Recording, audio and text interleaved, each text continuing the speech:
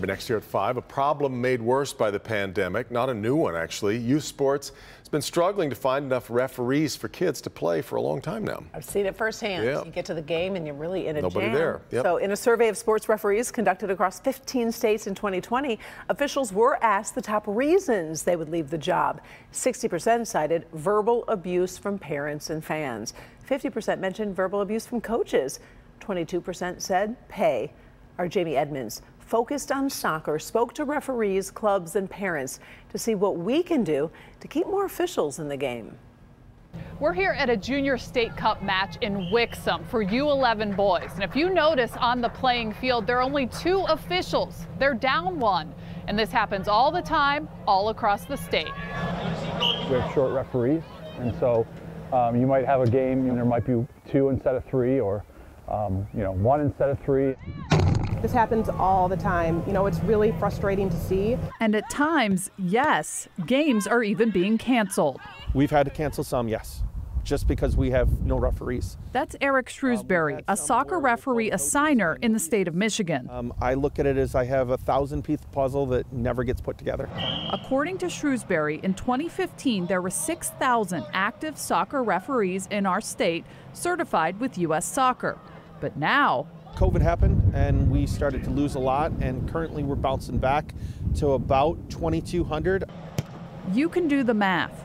Shrewsbury says COVID forced a lot of referees out of the game, but that's not the only problem. A lot of the referees decided that it wasn't worth getting yelled at on the field anymore. Referee abuse by parents, coaches, and in some cases players is a major issue.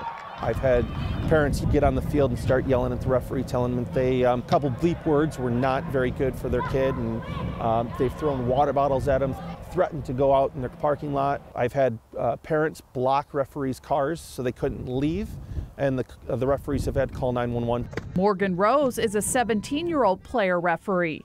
She says she's been on the receiving end of negativity before. You do have to deal with parents and coaches and players who they can be rude, but that's really it. Like one time I used to center ref, and there was one game where this coach was just a complete jerk to me, and I haven't center ref since. Shrewsbury says in our state, 50% of the active referees are young people.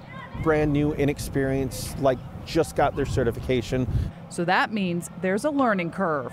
We send out emails before big competitions asking people to be patient, asking people to understand that there'll be mistakes made, and to not to overreact to things that go wrong, because referees are human like coaches. That's Paul Tinian, executive director of the Michigan Jaguars, an organization with 196 teams all over Metro Detroit of many different age groups. He says clubs have to play a role in changing this culture. I think clubs have to do a better job of creating a mentor program and a developmental program for referees. Tinian says when incidents happen, there are consequences. We've had situations in our club, and I know there's been in other clubs, where we've asked parents, told parents that they basically can't come to games anymore. On the flip side, when a young referee does a good job, they need to hear about it. It's how they learn. Parents should encourage their kids to get into refereeing and possibly join them in getting certified. I have to put a lot of onus on the parents. I think being a ref can be extremely intimidating. You're getting screamed at by parents, not in a positive way. So I think we really need to turn it around and encourage referees to show up, do their job, and support them for what they do. Rose says it can be a really great job as long as everyone relaxes and gives these refs a break. People make mistakes, so it's normal, we're human. In Wixom, Jamie Edmonds, Local 4.